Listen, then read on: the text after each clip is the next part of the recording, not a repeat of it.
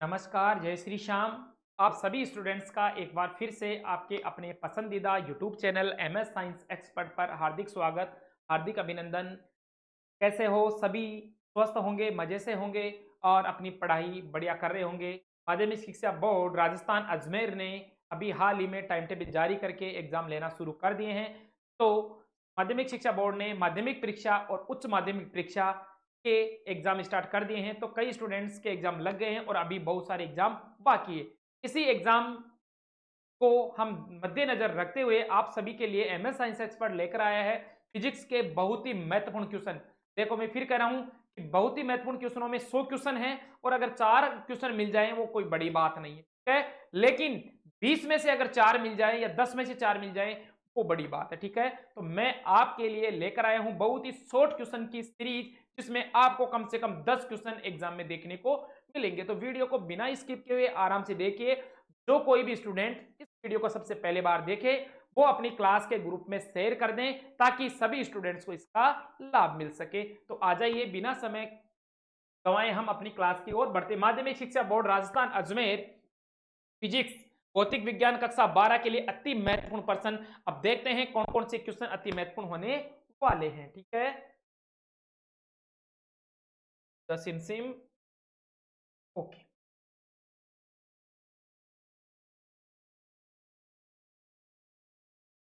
सबसे पहले बात करते हैं माध्यमिक शिक्षा बोर्ड राजस्थान अजमेर उच्च माध्यमिक परीक्षा 2026 भौतिक विज्ञान कक्षा 12 का मॉडल पेपर। हमारी विशेषज्ञ टीम ने बहुत ही गहन अध्ययन करने के बाद में इन क्वेश्चंस के नतीजे पर पहुंची है। पिछले 5 साल के पेपर देखने के बावजूद उन्होंने सोचा कि ये क्वेश्चंस आपके लिए काफी महत्वपूर्ण होने वाले हैं। तो एक एक क्वेश्चंस को हम पढ़ते हैं और थोड़ा थोड़ा समझते हैं। सबसे पहली बात, निम्न की परिभाषा बताते हुए व्याख्या कीजिए। आपको डेफिनेशन बतानी है। बहुत ही इंपॉर्टेंट और बहुत ही आसान सवाल है। मेरे को ऐसा लगता है कि इस टाइप का अगर पेपर आया तो विद्यार्थी बहुत अच्छा स्कोर करके आएंगे, गारंटी के साथ मैं कह रहा हूं। पहला पॉइंट है इनका, पहला पहला पॉइंट है विद्युत क्षेत्र कूलाम का नियम। विद्युत क्षेत्र क्या है उसकी आपको डेफिनेशन बतानी है। कूलाम का नियम क्या है, ठीक है। उसके बाद में विद्युत बल रेखाएं क्या होती है परिभाषित करनी है। विद्युत द्विध्रुव आघूर्ण और विद्युत क्षेत्र की तीव्रता, ये 5 शॉर्ट नोट्स आपके लिए रखे हैं। ये शॉर्ट नोट्स आपको जो वन लाइनर, देखो मैं बताऊं 56 नंबर का आपका पेपर होगा, जिसमें से 4 खंड होंगे ए, ब, स और द। फर्स्ट खंड में आपको ऑब्जेक्टिव टाइप क्वेश्चन मिलेंगे और रिक्त स्थानों की पूर्ति वाले मिलेंगे। स में आपको वन लाइनर क्वेश्चन मिलेंगे, अतिलंबनात्मक जिनको बोलते हैं। और ब में और स और द में बड़े क्वेश्चन देखने को मिलेंगे। द में केवल 2 क्वेश्चन मिलेंगे, 4 क्वेश्चन मिलेंगे जिनमें आपको कितने करने, 2 अथवा में, ठीक है। ये आपका पेपर का पैटर्न होगा। तो ये जो क्वेश्चन मैं बना रहा हूं विद्युत क्षेत्र कूलाम का नियम, ये जो वन लाइनर क्वेश्चन है, एक लाइन के जो क्वेश्चन है उनमें आपको देखने को मिल जाएंगे। ओके, आ जाइए एक बार फिर वापस से।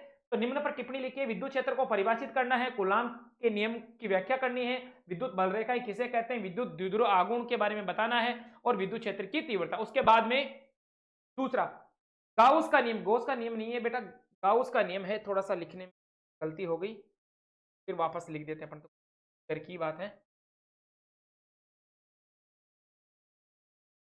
गाउस का नियम, ओके। गाउस का नियम यहां लिख देते अपन। गाउस का नियम, गाउस का नियम लिखिए तथा निम्न के लिए विद्युत क्षेत्र की तीव्रता ज्ञात कीजिए, है ना। गाउस के नियम को बताना है। इसके बाद में निम्न पॉइंट है उसके लिए विद्युत क्षेत्र की तीव्रता। गाउस के नियम को समझाते हुए पहला पॉइंट, आवेशित अनंत तार, अनंत लंबाई का तार। आपके पास आवेशित अनंत लंबाई का तार है, उसमें किस प्रकार विद्युत क्षेत्र उत्पन्न होता है उसकी व्याख्या करनी। किसके आधार पर, गाउस के नियम के आधार पर। उसके बाद में दूसरा, आवेशित अनंत विस्तार की चादर। आपके पास आवेशित अनंत विस्तार की चादर है और उसमें विद्युत क्षेत्र का परिकलन करना। उसके बाद में आवेशित खोखला गोला, आवेशित खोखला गोला है और उसमें किस प्रकार से विद्युत चुंबकीय क्षेत्र उत्पन्न होता है उसकी व्याख्या करनी। किसके आधार पर, गाउस के नियम के आधार पर। ओके सर, सही है। आगे चलिए सर, आगे आ जाइए। क्वेश्चन नंबर 3 क्या है, समविभव पृष्ठ क्या होता है, इसके गुण लिखिए। समविभव पृष्ठ क्या है, इसके गुण बताने हैं। क्वेश्चन नंबर 4 है, संधारित्र क्या है, इसका सिद्धांत लिखिए तथा समांतर प्लेट संधारित्र की धारिता की गणना करनी है। संधारित्र क्या है इसका सिद्धांत बताना है तथा समांतर प्लेट संधारित्र की धारिता की गणना करनी। इसके बाद में क्वेश्चन नंबर 5, क्वेश्चन नंबर 5 है विद्युत क्षेत्र में द्विध्रुव की स्थितिज ऊर्जा की गणना कीजिए। विद्युत क्षेत्र में द्विध्रुव की स्थितिज ऊर्जा क्या होती है उसकी गणना करनी है। ओके, के बाद में ओम का नियम क्या है, ओम का नियम और किरचॉफ का नियम दोनों नियमों में तुलना करनी है। समझ में आई बात? ओम का नियम क्या है, ओम का नियम क्या है, इसकी किरचॉफ के नियम से तुलना कीजिए। कहने का मतलब कई बार ओम का नियम भी पूछ सकता है, कई बार किरचॉफ का नियम भी। तो ये क्वेश्चन पढ़ोगे तो आपको ओम का नियम और किरचॉफ का नियम दोनों भी याद हो जाएंगे, और अगर दोनों में कंपैरिजन करवा रहा है, तुलना करवा रहा है, तो वहां भी कोई दिक्कत नहीं होगी। तो क्वेश्चन नंबर 6 कह रहा है ओम का नियम क्या है, इसकी किरचॉफ के नियम से तुलना कीजिए। क्वेश्चन नंबर 7 विशिष्ट प्रतिरोध, चालकता एवं धारा घनत्व को समझाइए। विशिष्ट प्रतिरोध क्या होता है, चालकता क्या होती है और धारा घनत्व क्या होता है, इसको आपको समझाना है।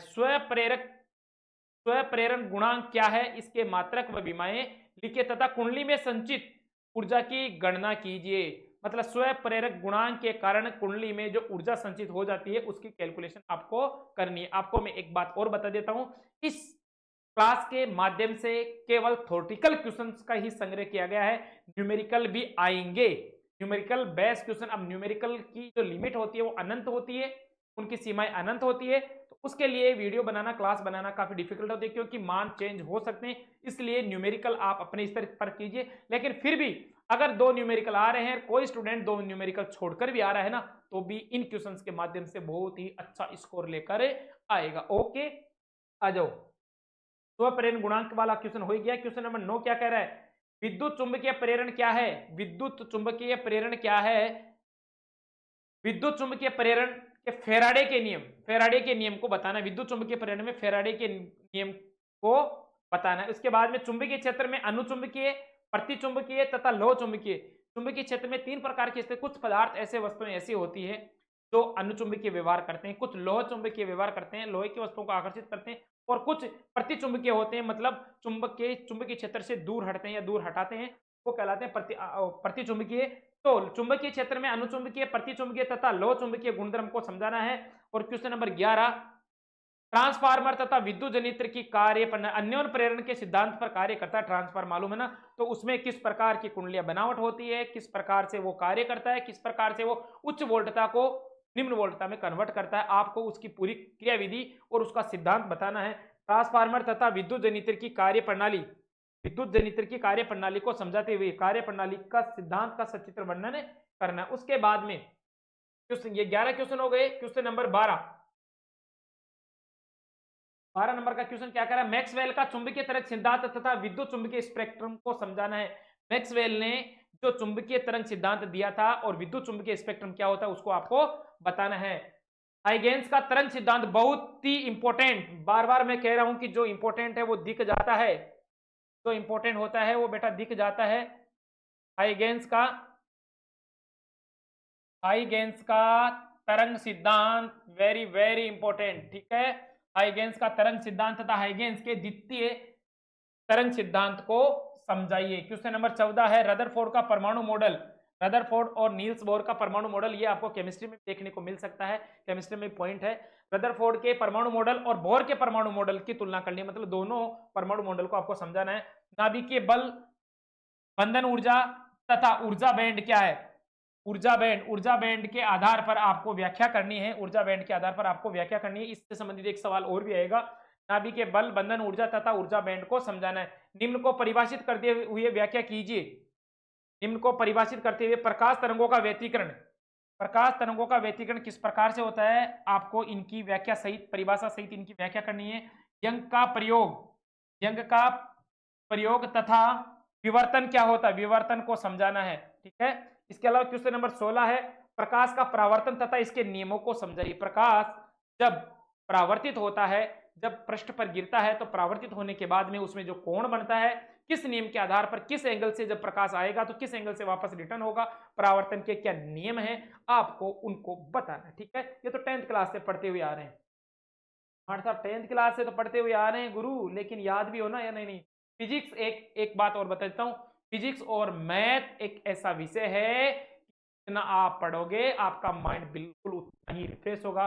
फिजिक्स के बिना कोई भी चीज संभव नहीं है, और फिजिक्स एक बार समझ में आ गई तो जीती जिंदगी आपके बल्ले बल्ले हैं। ठीक है, 15 नंबर का क्वेश्चन हो ही गया। ये 16 नंबर का क्वेश्चन, प्रकाश का परावर्तन तथा इसके नियमों को समझाइए, हो गया क्वेश्चन। क्वेश्चन नंबर 17, सूक्ष्मदर्शी तथा दूरदर्शी में अंतर स्पष्ट कीजिए। क्वेश्चन नंबर 18 है, पूर्ण आंतरिक परावर्तन तथा लेंस सूत्र को स्थापित कीजिए।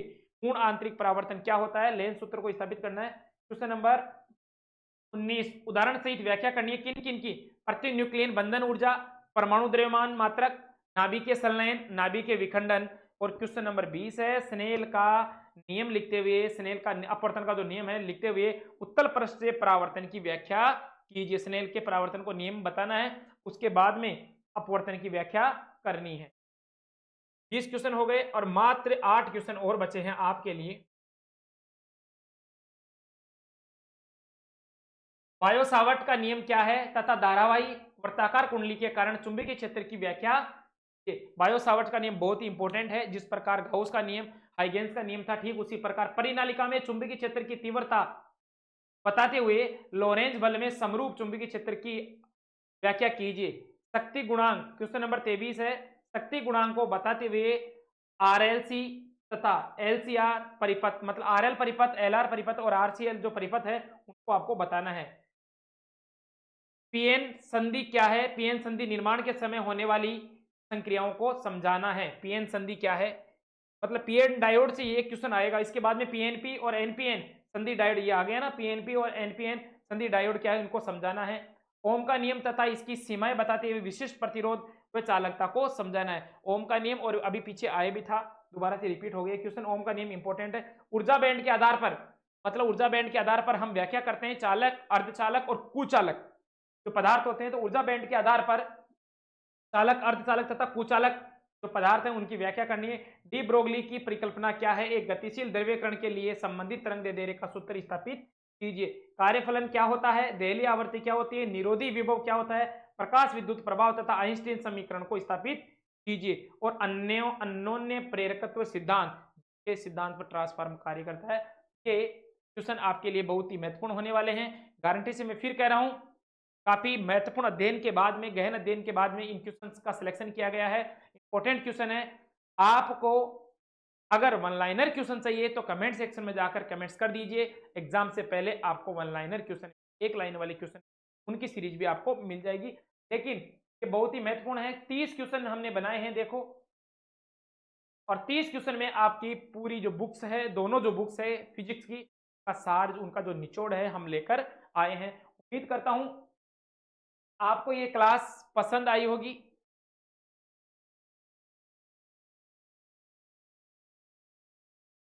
उम्मीद करता हूं कि आपको ये क्लास पसंद आई होगी।